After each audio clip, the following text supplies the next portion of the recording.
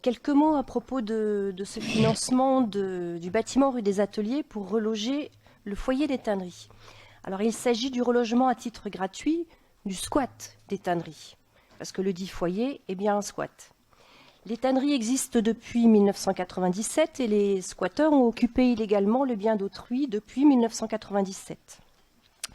D'après la source squat.net, les renseignements généraux ont émis un rapport en 2008 présentant les tanneries comme une menace anarchiste, une référence européenne de la mouvance des activistes anarchistes.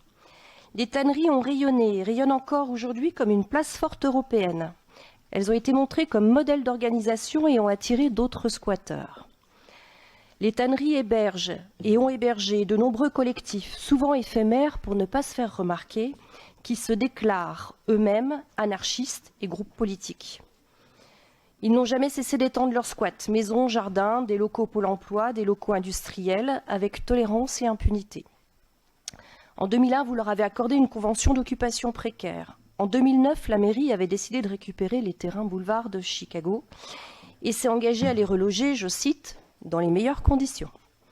Une négociation s'est alors mise en place pendant plus de 3 ans, information prise sur le site du squat des tanneries. La bienveillance à l'égard de ce groupe et son rayonnement ont créé un effet d'attraction. Dijon est devenu un terreau de la mouvance anarchiste. Aujourd'hui, vous en êtes victime. Vous êtes débordé par la multiplication des squats et les occupations illégales, à savoir aujourd'hui la ZAD des Jardins des Lentillères, les Jardins de l'Engrenage, avenue du Drapeau.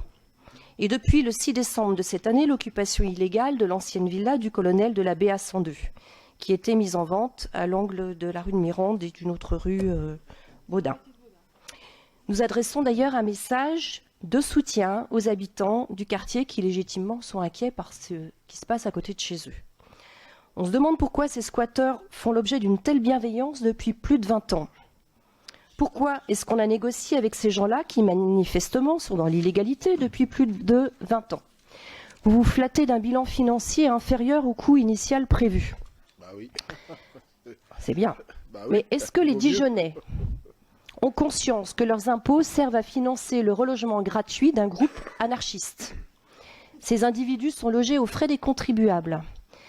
C'est indécent vis-à-vis des gens modestes qui peinent à payer leur loyer ou à régler les emprunts de leur logement en fin de mois. Donc nous voterons contre ce rapport. Bon, ce que vous dites n'est pas totalement faux. Simplement, vous avez oublié le début de l'histoire. Car celui qui a permis de s'installer à la mouvance anarchiste, comme vous dites, eh bien, c'est l'ancien maire, puisqu'il a laissé occuper les bâtiments de l'avenue de Chicago par les squatteurs en 1997. Vous-même, vous l'avez dit.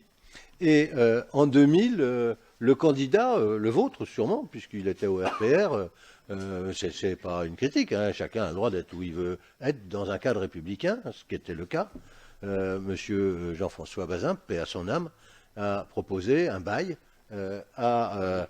pour calmer le jeu à ces squatteurs de l'avenue de Chicago. J'en ai fait de même, parce qu'il n'est pas interdit d'être habile en politique, et je ne vois pas pourquoi ceux qui l'avaient installé de manière illégale et qui voulaient le régulariser auraient été les seuls à le proposer.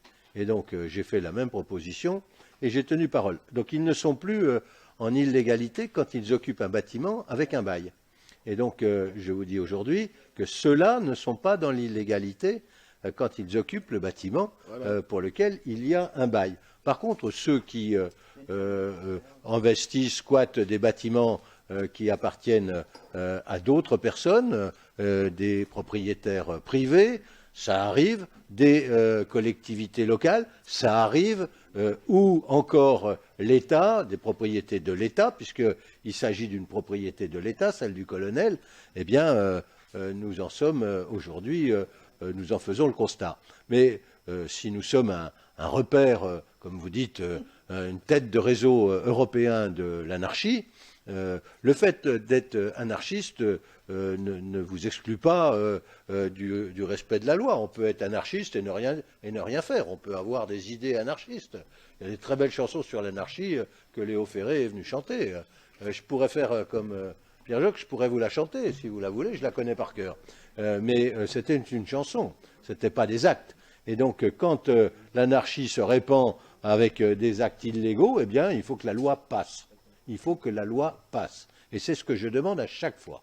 Et je demande que justice soit rendue à ceux qui vivent des occupations ou subissent des occupations illégales. C'est le cas de la ville de Dijon, sur ce qu'on appelle les jardins de l'engrenage, où la moitié est un terrain de boules et un terrain de jeu qui s'oppose à la construction de bâtiments dont on a besoin aujourd'hui, avec des jardins partagés très importants et qui font tout pour s'y opposer. Et donc, il faut savoir, comment on dit, quand on gère une ville, il faut savoir accepter un peu d'underground, des choses qui sont un peu différentes, des tiers-lieux. C'est compliqué. Je vois que ce n'est pas du tout dans votre culture, je le comprends, mais ce n'est pas forcément la mienne non plus. Mais ce n'est pas facile, une ville. Ce n'est pas uniquement à coupe réglée, c'est pas uniquement, il ne suffit pas de dire il n'y a qu'à Faucon.